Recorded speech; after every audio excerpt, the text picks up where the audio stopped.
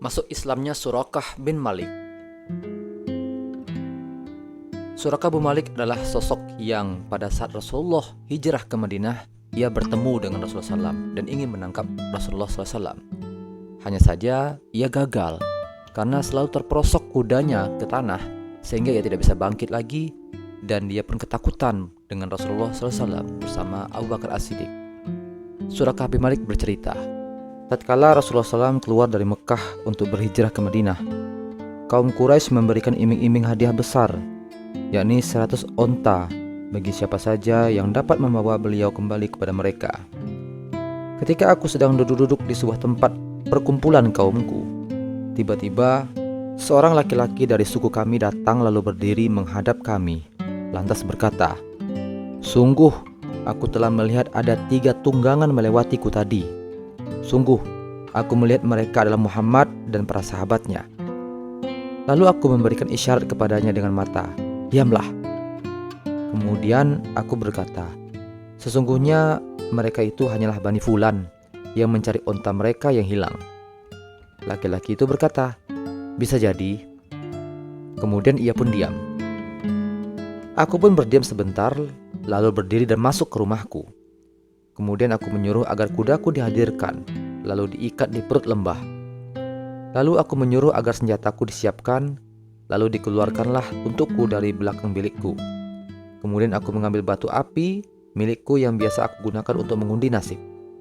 Setelah itu aku berangkat dengan memakai baju besiku. Kemudian aku mengeluarkan batu apiku, lalu mengundi nasib dengannya. Ternyata yang keluar adalah bagian yang aku tidak sukai, yakni batu yang bertuliskan, "Tidak ada yang bisa membahayakannya, Muhammad." Padahal aku berharap dapat membawanya kembali kepada orang-orang Quraisy, sehingga aku mendapatkan hadiah 100 ekor onta. Lalu aku nekat menunggangi kuda untuk menelusuri jejaknya. Tatkala kudaku berpacu kencang membawaku, ia membuatku tergelincir lalu aku terjatuh darinya. Aku berkata, "Ada apa ini?" Kemudian aku mengeluarkan batu api lalu mengundi nasibku lagi.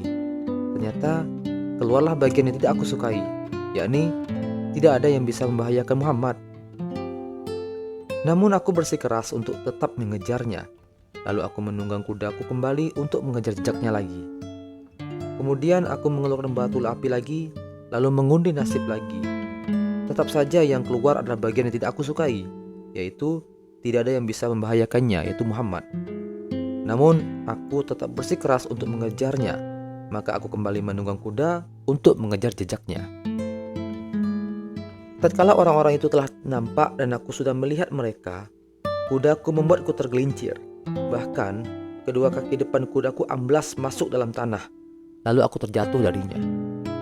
Kemudian aku menarik kedua tangannya dari tanah, lalu diikuti asap seperti angin topan.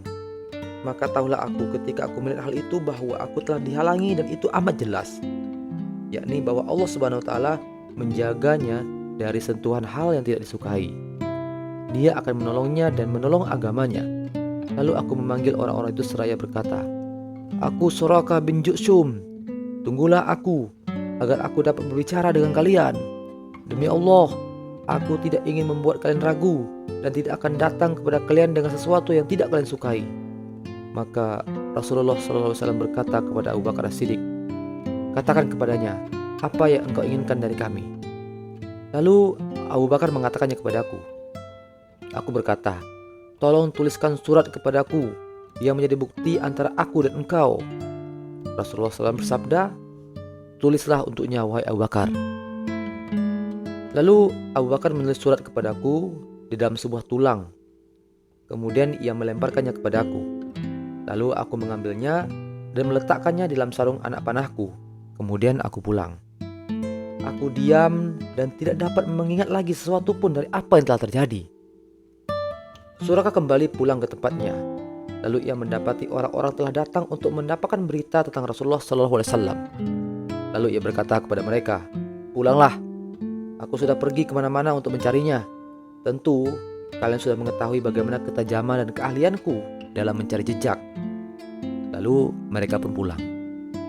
Kemudian ia menyimpan rahasia pribadinya bersama Rasulullah SAW dan sahabatnya hingga benar-benar yakin bahwa keduanya telah sampai di Madinah dan berada dalam kondisi aman dari kejahatan orang-orang Quraisy.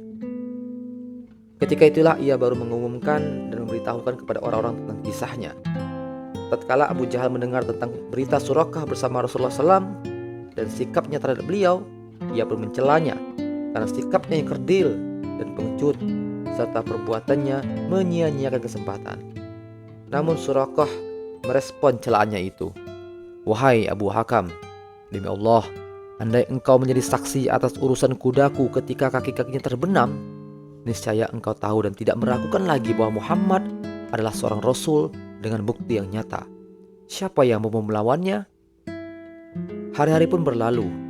Ternyata Muhammad SAW yang dulu keluar dari Mekah sebagai orang yang terusir, terlantar dan bersembunyi-sembunyi di tengah kegelapan malam, kembali lagi kepadanya sebagai seorang pemimpin yang menaklukkan, dikelilingi oleh ribuan pedang berwarna putih dan tombak-tombak berwarna merah kecoklatan. Dan ternyata pula para pemimpin Quraisy yang dulu mengisi bumi ini dengan kekejaman dan kebengisan datang menghadapnya dengan penuh ketakutan sambil mengharap belas kasih dari beliau. Lalu orang-orang Quraisy berkata, "Apa yang akan engkau lakukan terhadap kami, wahai Muhammad?" Lalu Rasulullah bersabda kepada mereka, dalam kelapangan dada, pemaafan dan toleransi ala para nabi, "Pergilah kalian semuanya bebas pada hari ini." Ketika itulah Surakah bin Malik menyiapkan untanya lalu menemui Rasulullah SAW untuk menyatakan keislamannya di hadapan Rasulullah. Dan juga ia memperlihatkan perjanjian yang telah dibuatnya bersama Rasulullah pada saat 10 tahun yang lalu ketika Rasulullah hijrah ke Madinah.